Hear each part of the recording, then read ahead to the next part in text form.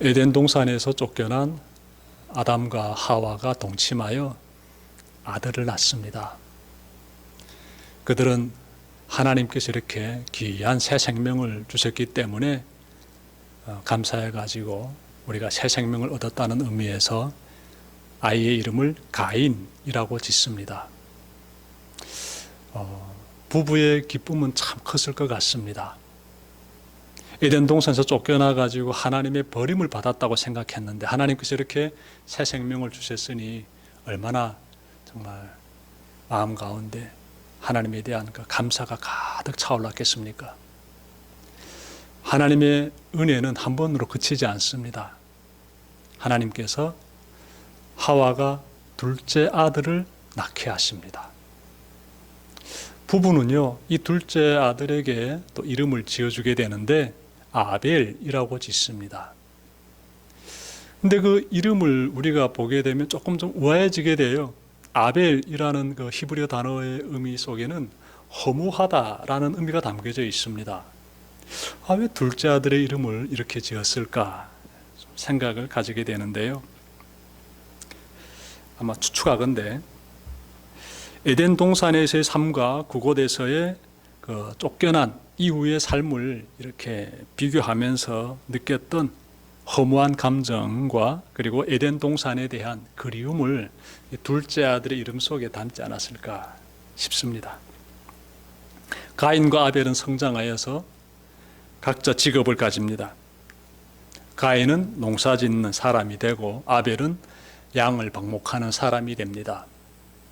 농사 짓게 되면 곡식이 나오게 되고 양을 방목하게 되면 고기가 나오게 되지요. 사람이 살아가는 데 필요한 곡식과 그리고 이 고기를 이렇게 얻기 위해서 형제가 서로 분업한 것은 아닌가 또 생각도 듭니다. 세월이 흐른 후에 가인은 농사 짓는 것으로 그리고 아벨은 양의 첫 새끼와 그 기름으로 하나님께 제사드립니다. 아마 가정의 제사장인 아담이 그 제사를 주관했을 것입니다.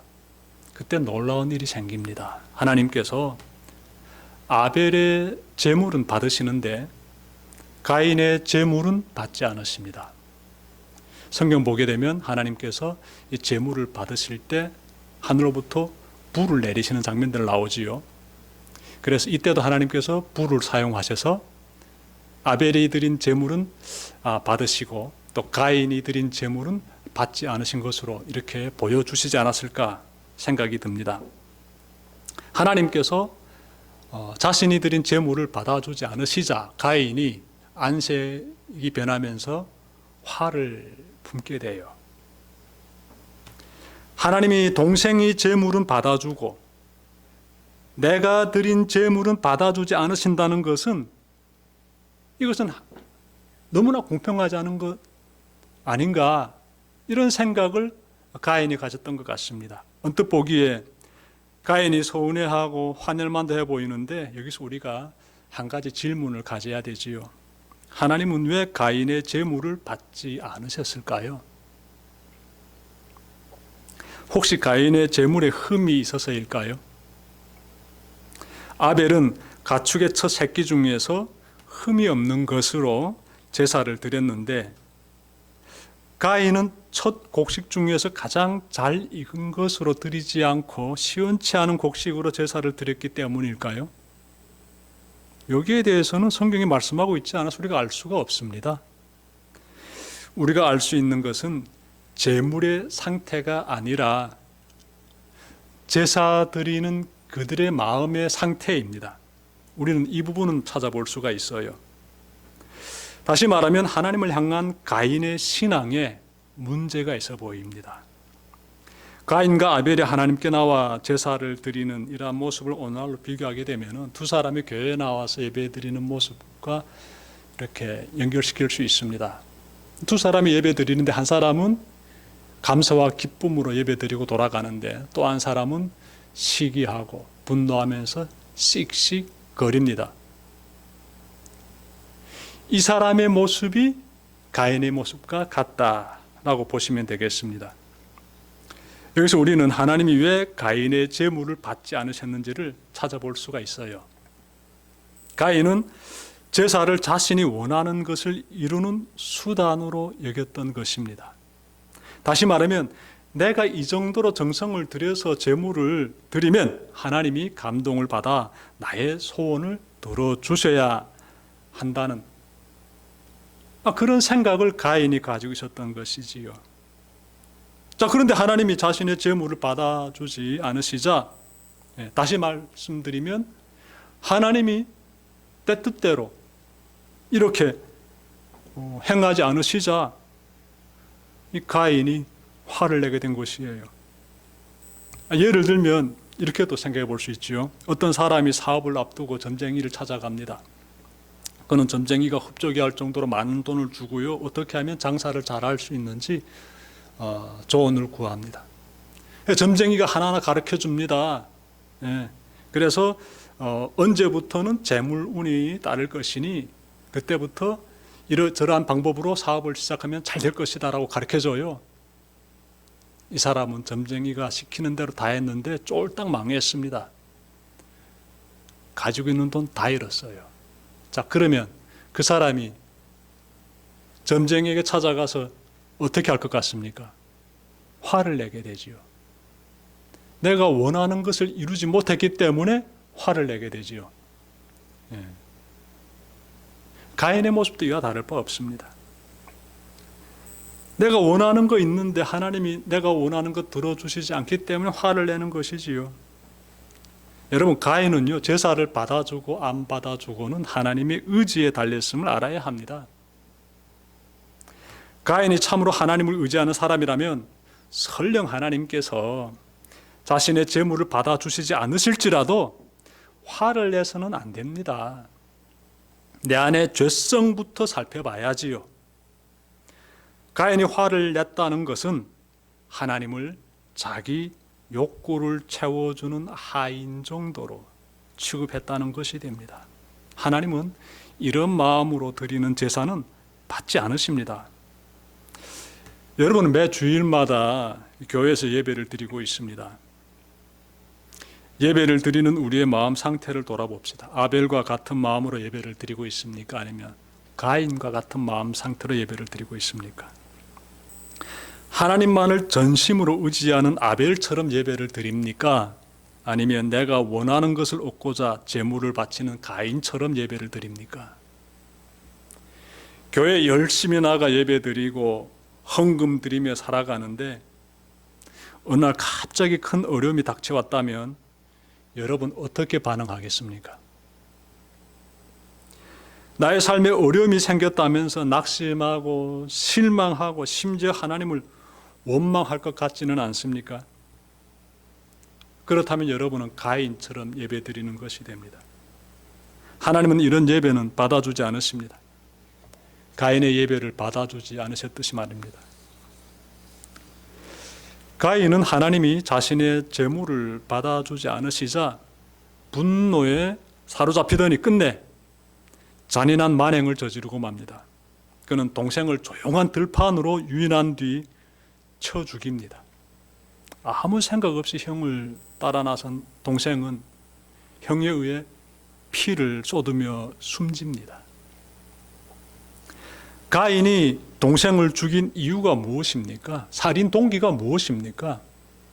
시기심이에요. 시기심 때문에 그는 동생을 죽입니다. 동생이 나보다 더 귀한 대접을 받자 시기심이 솟아났으며 그 시기심이 동생에 대한 미움으로 번지고 그 미움이 중오로 바뀌어 결국에는 동생을 죽이게 한 것입니다.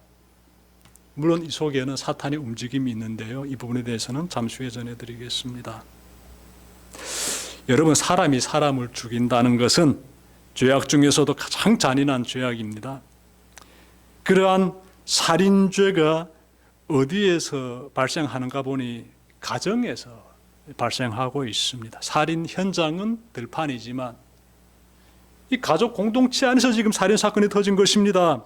하나님이 만들어준 최초의 가정 공동체에서 형이 동생을 죽인 참극이 터졌습니다. 성경의 역사를 보니 이 사건 이후로 가정의 형제들 사이에서 범죄가 수시로 발생하는 것을 발견하게 됩니다. 야곱은 형이 받아야 할 축복을 가로채고 형은 이런 야곱을 죽이려고 앙심을 품습니다. 요셉이 아버지의 사랑을 독차지하자 형제들이 시기하게 되고 급기야 노예로 팔아버립니다. 다윗 왕의 시대로 가면 다윗의 아들인 압살롬은 자신의 이복형인 암논을 죽이는가 하면 다윗의 또 다른 아들인 솔로몬은 자신의 이복형인 아도니아를 죽입니다. 가인이 동생을 죽인 이후로 가정은 폭력의 현장으로 변해버리고 있습니다. 며칠 전 뉴스를 보니 인도의 어느 한 가정의 가장이 딸을 총으로 쏴 죽였다고 합니다. 왜 죽였느냐 했더니 딸이 자신의 말을 듣지 않는다고 해서, 그래서 죽였다고 합니다. 10여 년 전에는요, 사우디아라비아에서 여동생이 기독교로 개종했다고 해서 그 오빠가 자신의 그 친여동생을 불태워 주겠습니다. 2019년 10월 13일 서울신문 기사에 따르면 두 형제가 돈 문제를 놓고 다투다가 형이 칼로 동생을 찔러 죽였다고 합니다. 생명을 지켜야 할 가정에서 끔찍한 살인 사건들이 일어나는 것을 우리가 지금 보고 있습니다.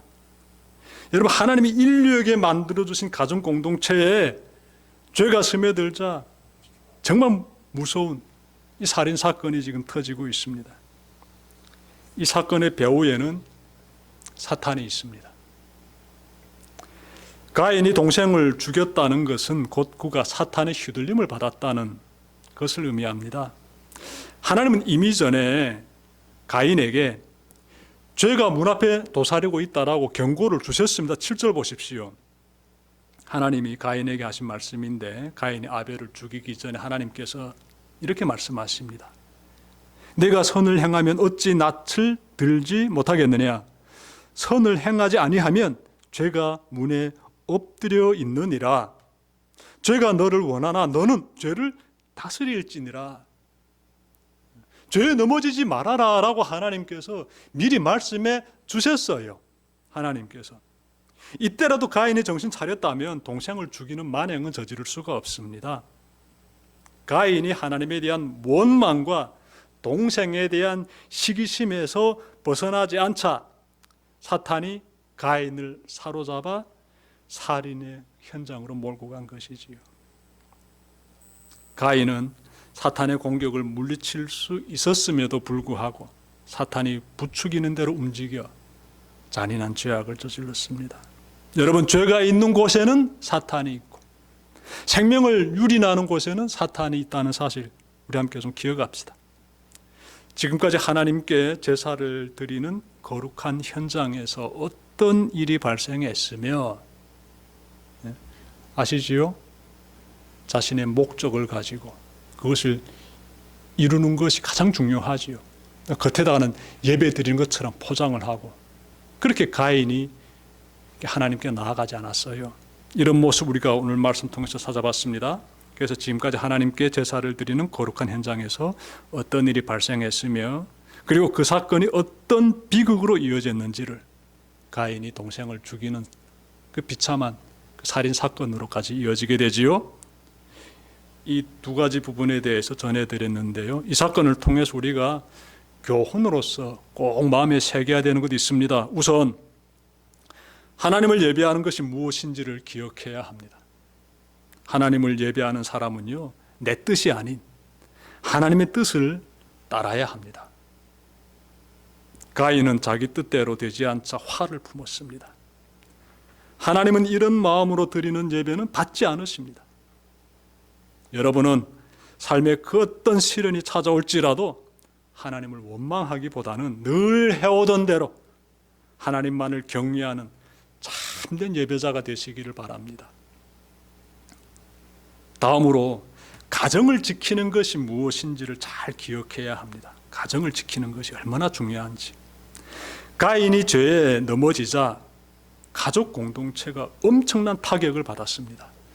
그때 아담과 하와는 아마 지옥의 고통을 경험했을 것이에요. 자신의 친자식들이 누구는 죽이고 누구는 죽임당했잖아요. 그러니까 부모의 마음이 갈기갈기 찢어지는 거죠. 엄청난 고통을 겪게 되는 것입니다. 사탄의 공격 목표가 가정이라는 사실, 우리가 좀 잘 기억해야 합니다. 사탄은 이 순간도 우리의 그 가정을 파괴시키려고 혈안이 되어 있습니다. 가족 공동체 구성원 간의 분쟁과 폭행과 심지어 가정이 파탄되는 그 뒤에는 사탄이 있습니다. 우리가 가정을 잘 지키려면요, 죄를 물리치는 삶을 살아야 합니다. 죄에 휘둘림 받고 죄에 넘어지는 인생인 것이 아니라 죄를 물리치는 인생, 휘둘림 받는 것이 아니라 죄를 물리치는 인생, 그런 인생을 우리는 살아야 합니다. 하나님은 오늘도 우리에게 이렇게 말씀하십니다. 죄가 너를 원하나 너는 죄를 다스릴지니라. 기도드립시다.